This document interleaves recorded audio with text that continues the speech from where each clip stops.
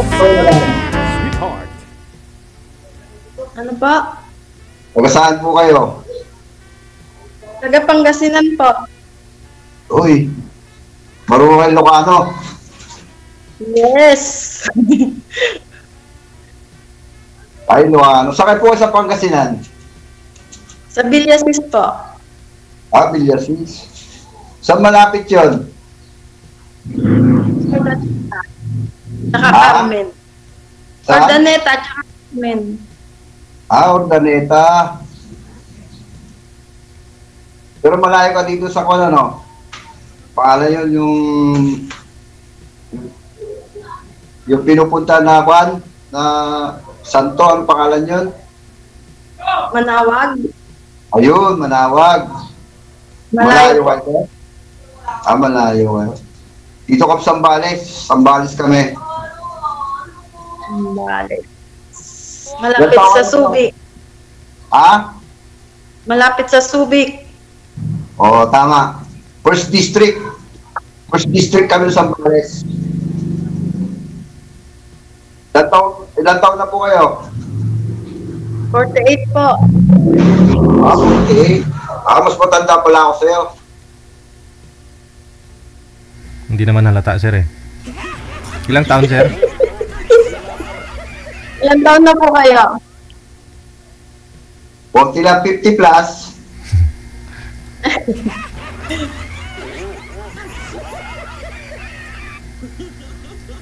Tanong po kayo. 50 plus ah. Ano po, hiwalay po kayo sa asawa o balo? Hiwalay. Ilan taon na po? Ay, higit na 10. Ilan po ang anak niyo? 5. Sana all. May mga asawa na lahat sila.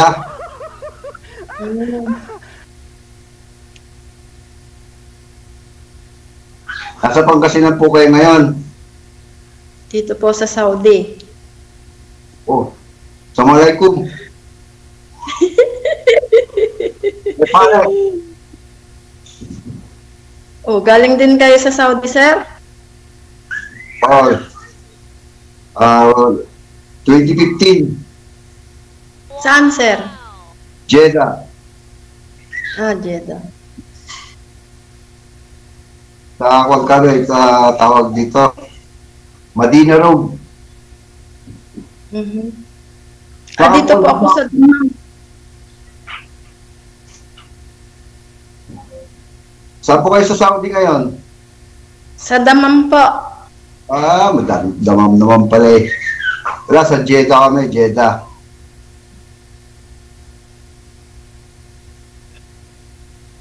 Ba't hindi na po kayo bumalik dito sa Saudi? Eh, syempre, tapos na yung mga anakis ko, mga sibling ko, tapos na sila nag-aaral. Kaya din ako bumalik. Siguro marami ka ng ipon. Wala naman, wala rin naipon. Matagal ka na dyan sa Saudi? 10 years po. Wow, nauna. Alos magkasunod tayo 10 years. Siguro 2014 ka nagpunta dyan. 2015 po. Sabay tayo, 2015 din ako. Oh. 15, 16, 17, 18, 19, hanggang 21 ako dyan. Kababalik ko lang po nung 2024 kasi nung 2023 namatay yung anak ko. Ilan taon? 28 po. Ha? 28. Aba, panganay? Babae, lalaki? Babae po. Babae. Ilan ba yung mga anak mo ngayon? 3 na lang po sila. 4 po sila dati. Ba't po namatay? Ba't po namatay, ma'am? Kidney failure, sir. Ganun? So, September lang siya nagkasakit, then namatay siya noong October. 2024. 2023. 23. Nahilig sa pansit canton siguro. Stage 5 na, sir. Grabe, no? Hindi niya namalayan? Hindi niyo na Hindi, sir. Yung na-high blood kasi siya, sir, kaya yun, pumunta sila sa doktor, tapos yung katawan niya is nagmanas na. Sinabi ng doktor, 3% na lang yung gumagana sa kanya sa kidney niya, kaya dialysis ka agad. Bata pa. So, madami, wala ka sa asawa. Sir? Sa husband mo, kung ka, separated ka. Nasaan na mo yung mister mo? Ay, sus! Santa Maria. Ayoko na po pag-usapan yun. Okay, ulo. Mapimuski lang. Di magaling ka na mag-Arabic niyan. Ha? Konti lang po kasi English ang kausap ko, yung yung amo kong babae, English. Yung amo kong lalaki, yun ang Arabic. Karamihan naman sa kanila pag kumukuha ng mga Pinoy-Pinay, English speaking sila. Okay. Matagal na rin po kayong hiwalay sa asawa niyo po, ma'am? Ilang years na? 10 years, sir. Hindi pa ho kayo nagkaroon ulit ng kasama, boyfriend? Wala pa. Ikaw, sir. Kaya lang inuuna ko muna yung anak ko, sir. So, ngayon pwede kang ligawan, pero wala mo nang commitment. Bahala mo na sila, ganun. Ligaw lang. Hindi naman, sir. Kasi magpapatapos na ako na ngayon ng anak ko na naman ng college. Yung pangatlong anak ko. Graduate ngayong May. So pwede na. Meron pang isa, sir. May isa pa. May estudyante pa akong isa, kaya hindi pa magpupurgod dito sa Saudi.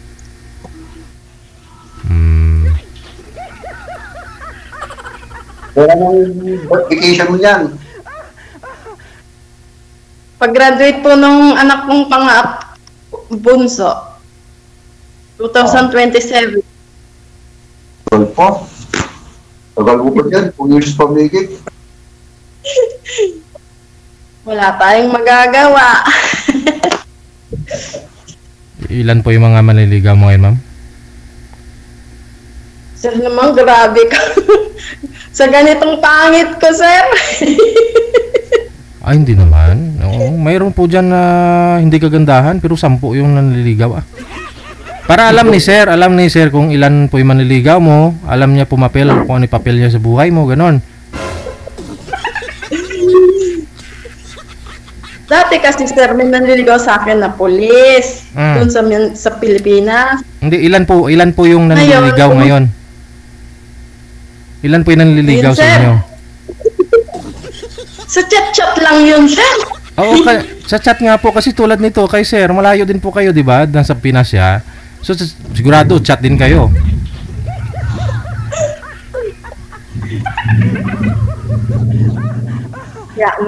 Hindi ko nga pinapansin sila, sir. Duda tayo dito, sir. Baka di ka rin pansinin.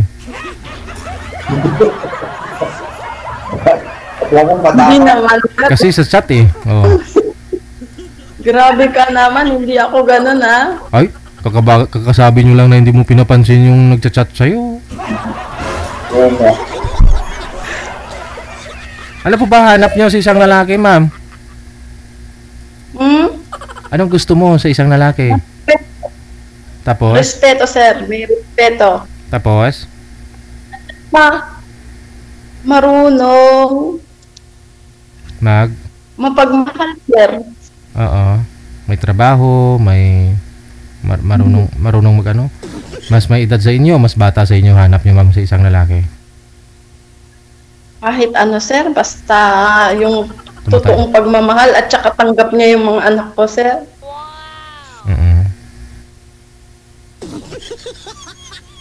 Ilan taon yung bunso mo? 22, sir. Ha? 22, sir. Pares tayo, 22 na rin. Yung bunso ko.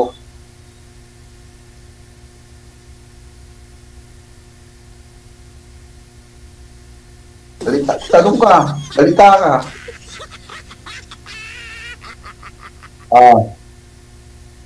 Salita ka na Rapi.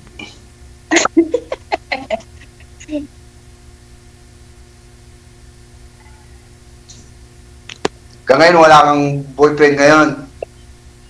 Wala, sir. Wala ba? Di, ilang beses ka nang bumalik dyan sa amo mo?